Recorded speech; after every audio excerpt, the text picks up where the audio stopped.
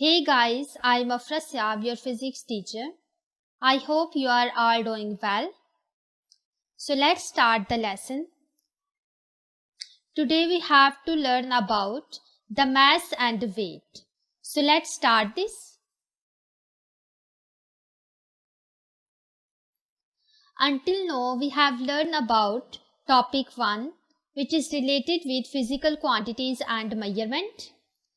Topic 2, which is related with the motion.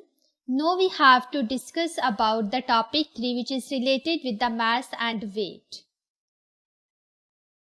Everything in the universe has weight because the weight is basically due to the force of gravity acting on the object.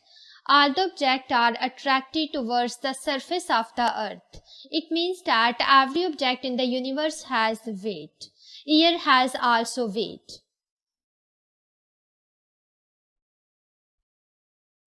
Today we will learn about the mass, the weight, comparison of mass and weight. There will be some formulas that are used to calculate the mass or weight.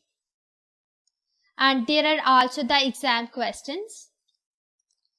At the end of each section, there will be some questions that you need to do. So first of all, what is meant by mass? Mass is basically the property of a body. Every body has its own mass, and the mass value for each object will differ from each other. Like if I suppose that I place a box here and there is a ball. This ball will have different mass and this box will also have the different mass. I suppose that the mass of this ball is 2 kg and the mass of this box is 3 kg. So both of these objects have different values of the mass. I can simply say that the mass is the property of the object. Every body, such as either it is solid, liquid or gas, it has mass. If I suppose that you take water in this glass, here is water. So water is a liquid, it has mass. If I say that you take any container and fill it with the gas, then there is a gas inside this container, this also have mass. So every state, either it's a solid, liquid or gas. Every state in the universe have mass and the mass values for each of the object will be different from one another. So I can simply say that the mass is the measure of amount of matter in an object. How much matter an object contains is basically the mass. It is determined by its amount of matter, regardless of whether it's a solid, a liquid or gas. Every state has its own mass. It doesn't matter that the object is solid, it's a liquid or gas. Everything in the universe has mass. Mass has two effects.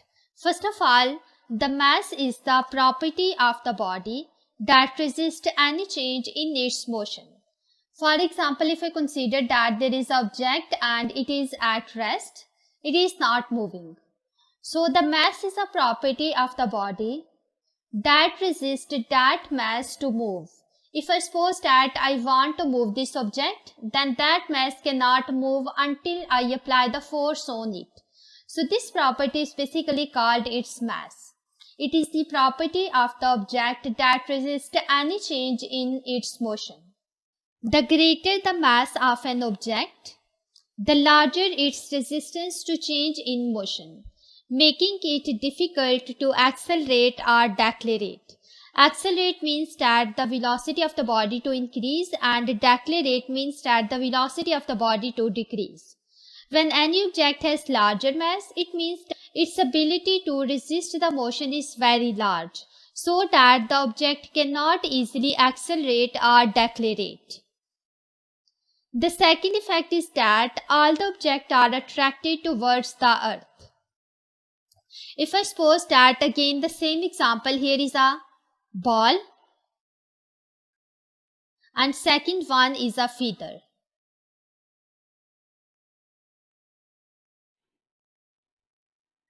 Both of these are moving towards the Earth's surface. Then both of these are actually attracted towards the surface of the Earth. It is because of the reason the Earth has gravitational field. And because of this gravitational field strength, everything is attracted towards the surface of the Earth. So on which object there would be the stronger gravitational pull from the Earth?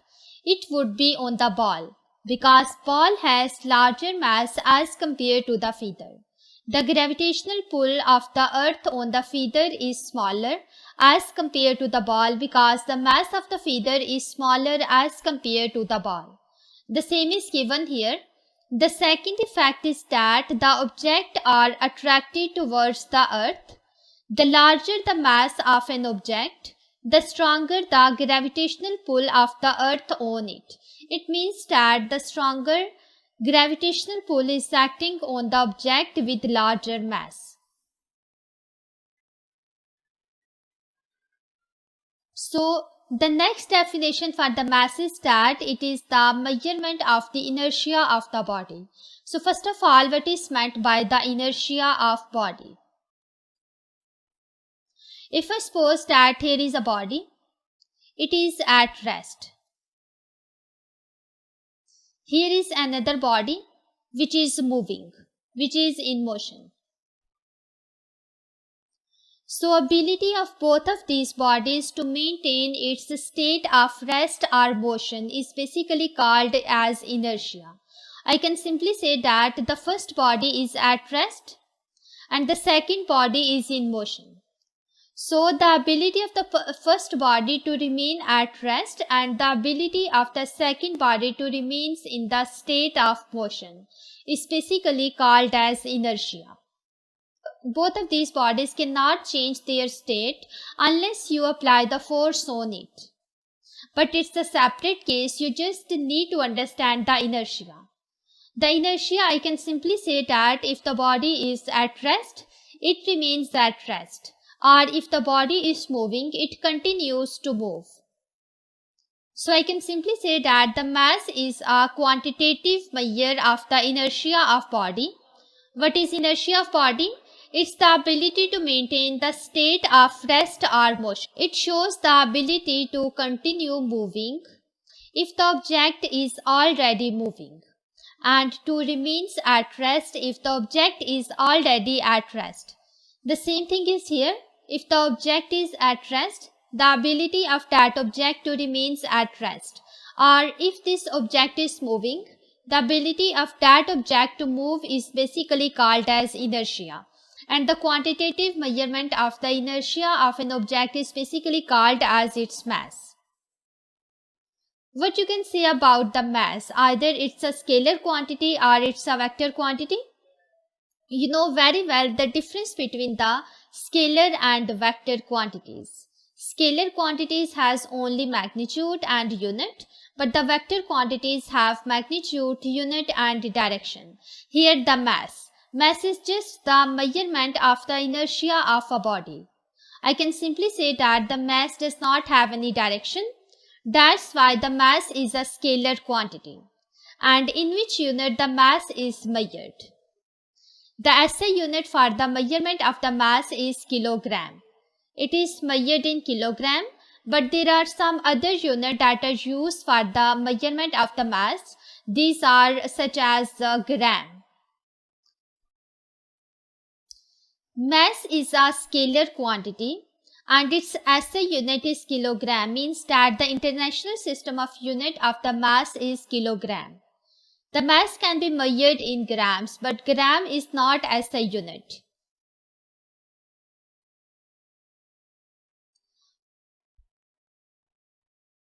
How you can convert the kilogram into gram or gram into kilogram?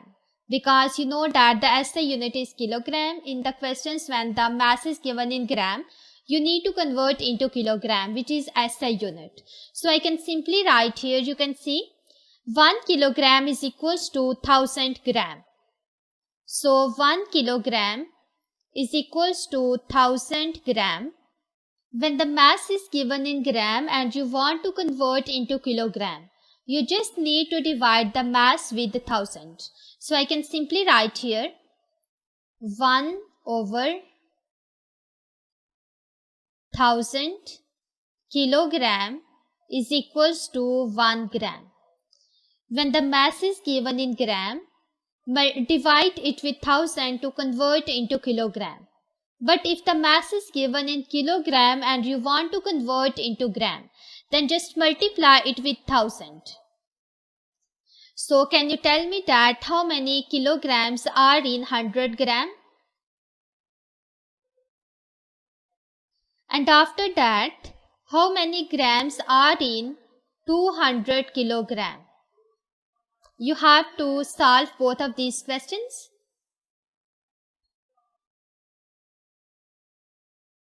Here is the example question. 3 students are asked what they understand by the term mass. Their answers are listed. 1. The mass is a property of an object that resists a change in motion. The second student said that mass is the quantity of the matter an object contains. Student 3 said that the mass is the effect of a gravitational field on an object. Which students are correct? Option A, 1, 2 and 3. B, 1 and 2 only. C, 1 and 3 only.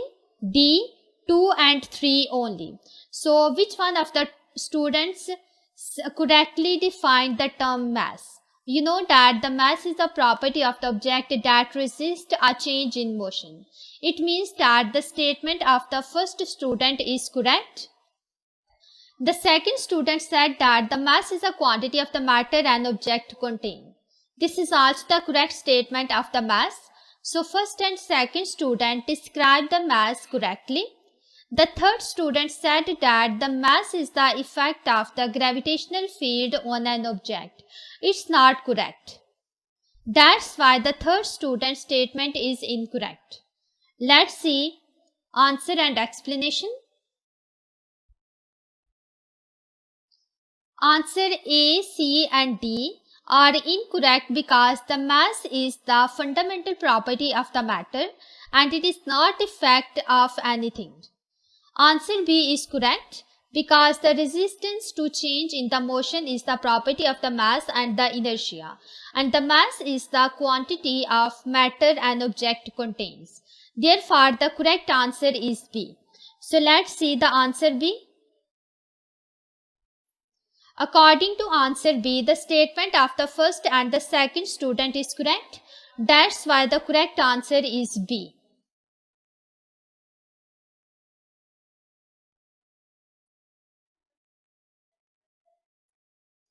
Here is another exam questions that appear in February-March 2019. The mass of a full bottle of cooking oil is 1.30 kilogram. When exactly half of the oil has been used, the mass of the bottle plus the mass of the remaining oil is 0.90 kilogram. What is the mass of the empty bottle? So here it is given that you have a bottle.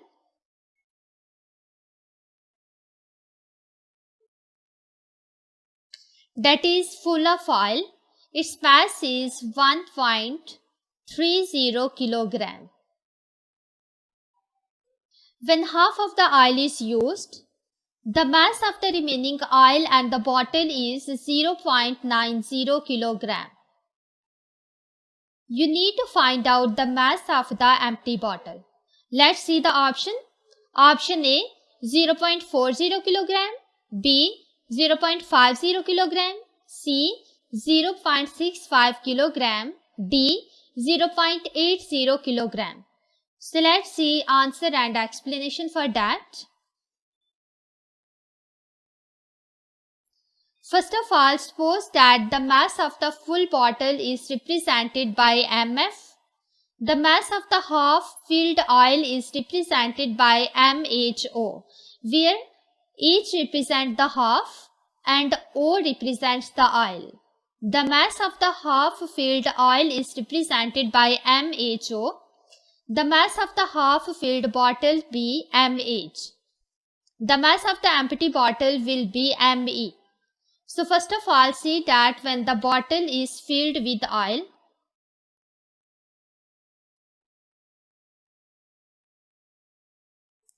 then its mass is represented by MF.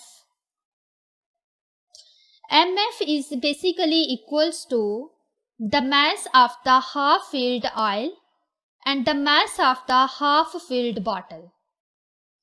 So I can simply say here the mass of the full bottle that is filled with the oil, it would be equals to the sum of the oil that is used.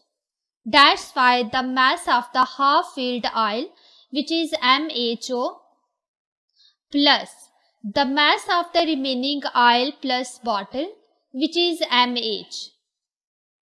I just find out the value of MHO from here, like how much oil is used. It would be equals to MF minus MH. So just put here value. The mass of the full bottle that is filled with the oil is 1.30 kilogram and the mass of the remaining oil plus bottle is 0.90 kilogram. So just put this value. The mass of the half filled oil comes to be 0.40 kilogram. Then I can write here the mass of half filled bottle is basically equals to the mass of bottle, which is Me, plus the mass of the half filled oil, which is MHO. So just put here values.